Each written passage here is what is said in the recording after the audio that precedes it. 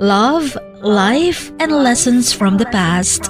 Only at Dear Mags FM with DJ Chin. Mags FM. Una po sa lahat, magandang hapon sa inyo, Chin. Always po akong nakikinig sa inyo.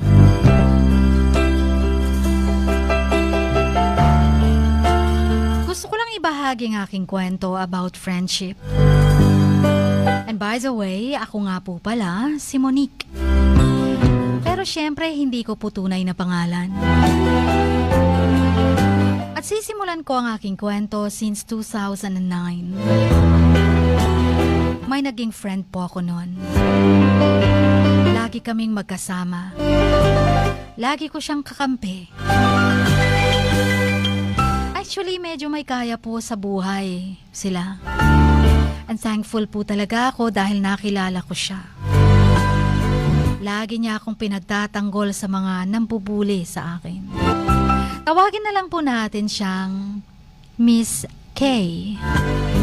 Sobrang bait po ni K. Hindi ko talaga ma-explain kung bakit sobrang mahal ko siya bilang kaibigan. Parang hindi makumpleto ang araw ko kung hindi ko siya nakikita. Kung hindi ko siya nakakasama. Kaya nalilito ako noon dahil minsan naisip ko din na hindi naman ako lesbian. Babaeng-babae naman talaga ako. Katulad ni Kay. Kaya kahit masakit sa loob ko, na pagka-graduate namin ng elementary noon, lumayo po ako. Kasi ayoko talagang mag-isip kung bakit ganun na lang ang nararamdaman ko para sa kanya. Kaya lumipat ako ng school na walang paalam sa kanya. Og Chin, wala na jud ko'y paramdam niya. Tel na ako sa akong sarili, kailangan malimtanan na ako siya. Pero masking unsaon na ako pagkalimot niya, dili jud siya mawala sa akong isip. Mautong pag third year high school na nako, ni palayo jud ko. Pumunta po ako ng Cotabato at doon ko tinapos ang aking high school. And then how many years na ang lumipas?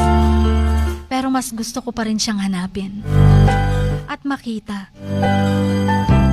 Bumalik ako sa dating elementary school namin. Nagtanong-tanong ako doon sa tinitirhan nila dati. Kaso, lumipat na daw sila ng Jensen. Kaya naisip ko po na siguro, ayaw talaga ni God na magkikita pa kami. Pero pumunta ako ng Jensen, nag-apply ng work. Natanggap naman po ako agad. Hanggang sa nakilala ko, si Mr. J. Sa katagalan, niligawan niya ako. Kaya sa kalaunan, nagkaintindihan din kami at nagpakasal. Hanggang sa nagkaroon kami ng 2 anak. Pero hindi ko pa rin maintindihan, Chin. Bakit kahit na may anak na ako, bakit parang hindi ako masaya sa piling ng asawa ko? Ang asawa ko kasi wala kaming pakialaman. Kung anong gustong gawin niya, bahala siya. At kung anong gustong gawin ko, wala rin siyang pakialam. Pero hindi naman po ako nagkulang sa mga anak ko. Hanggang sa lumaki na ang mga bata. Naisipan kong magtrabaho ulit. At sa kalaunan, bumalik ako ng Jensen at nagkatrabaho na nga. Ewan ko, Chin, naisipan kong i-research yung name ni Miss K sa Facebook. Nagbaka sakali akong makita ko siya. At yun, lumabas din ang name niya. Pero I wasn't sure kung siya yun kasi iba naman ang mukha niya noon at nag-iba na talaga siya. Tinry kong i-add at minessage. Tinanong ko siya. Ang tel na ko, friend, ikaw na ba na? Lumipas ang 4 na oras bago siya nag-reply. Nag-hi din siya. Sabi niya, Halanik, ikaw na? Agad ko din siyang nareplyan na oo ako ni. Abi na ako, dili na ikaw na. Kay lahi naman ko di mong itsura karon.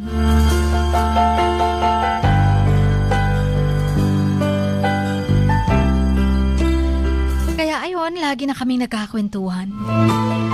At hindi ko na naman naiintindihan ang sarili ko. Na para bang gustong lumundag sa tuwa, sa sobrang saya. Hanggang sa naplanuhan naming magkita. Jean, nagkita talaga kami sa SM. Dito sa Jensen.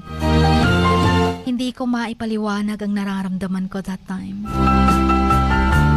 Pagkakita ko sa kanya, niyakap ko po siya ng mahigpit. Hinalikan sa noo. Sabay sabi sa kanya na na-miss kita. Pero sabi niya, huy, makitanta sa guard. Social distancing baya, diriya. Ang sabi ko naman sa kanya, hawa ko'y labot, uy. And then, sagot niya, huy, ikaw ba? Kaya jud nimo mamiya na ako.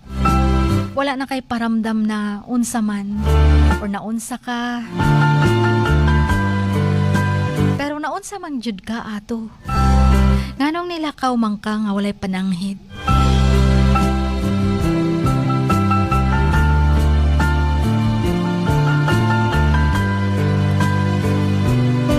Hindi ko sinabi ang totoo sa kanya na iba na ang nararamdaman ko para sa kanya, Chin, dati.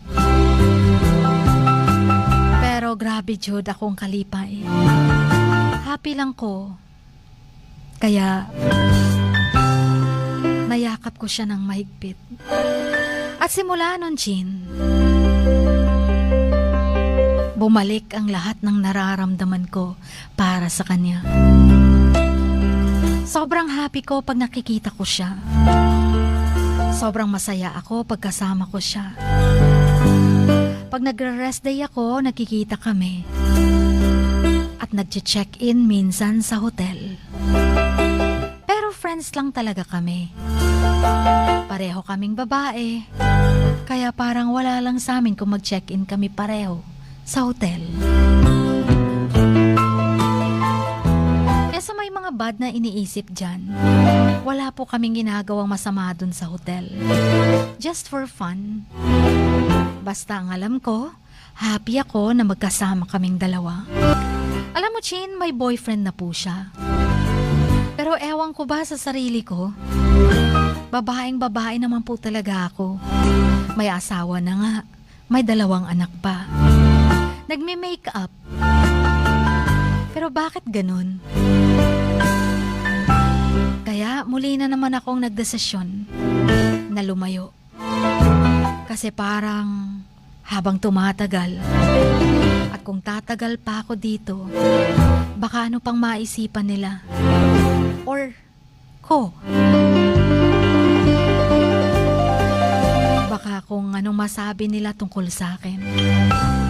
Pero this time po nagpaalam na ako sa kanya na mangingibang bansa ako.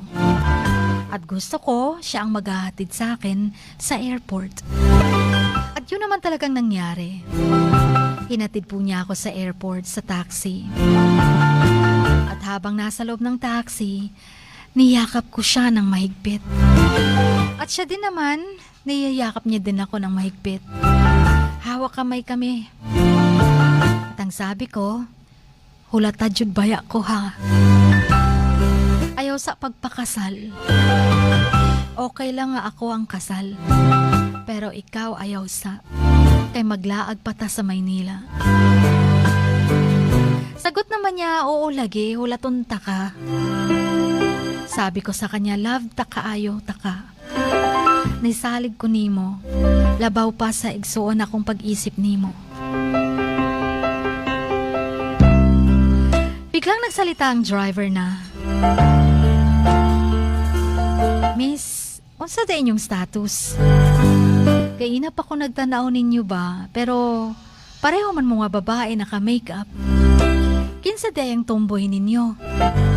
Sumagot naman ako, ha? Ngano da ni kuya? Friends lang man mi. May uyab man ni siya nga lalaki. Og ako may mga anak man pug ko og asawa. Tumawa lang ang driver. Sabay tinginan kaming dalawa ni Miss Kay. At dumating na talaga ako sa airport. May surprise pala siya sa akin. Inabot niya sa akin ang mug na may pic naming dalawa. Naiyak tuloy ako. Parang ayoko nang bumaba sa taxi. Yakap-yakap ko pa rin siya ng mahigpit. Sabay sabing goodbye. Chin, nalito na ako ulit talaga. Napag-isip-isipan ko tuloy ang sinabi ng driver sa amin. Pero kung kayo ang tatanungin ko, ano sa tingin nyo? Ano ba talaga ako?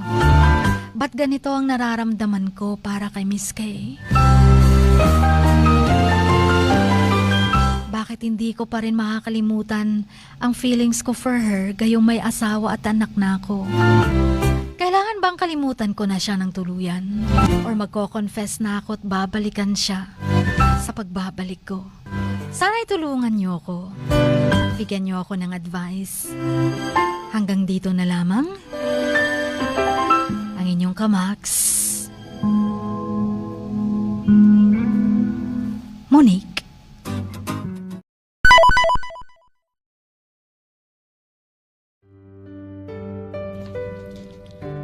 Sa bawat pagluha mo, may nakatagong kwento. Sa bawat ngiti mo, may gustong sabihin ang puso mo. At sa likod ng iyong halakak at maging sa pagkabiko mo, may mensaheng nakabalot sa iyong pagkatao. At ang tanging nais mo lamang ay mapakinggan ang mga ito ng buong mundo. Dear Max FM with DJ Chini. Life has got all those twists and turns. Stand up for what you believe in. What lies behind you and what lies in front of you pales in comparison to what lies inside of you. Dear Max FM with DJ Chini. Sabi nga nila, ang pagsusulat kapag masyado mong diniinan hanggang sa susunod na pahina ay nagmamarka. Katulad ng pagmamahal, kapag masyado mong ibinigay ang lahat, yung sakit na gawa ng nakaraan, dala pa rin hanggang kasalukuyan. Dear Max FM, you own your story and you are the author of your own book of life. Don't let others write your script, but let others hear your story and make them inspired. Kaya sumulat na, maging bahagi ng aming programa, Dear Max FM with DJ Chini, tuwing Lunes hanggang Biyernes, 1:00 hanggang 3:00 ng hapon sa Max News FM, Sock Sargent. Love, life, and lessons from the past, only at Dear Max FM with DJ Chini.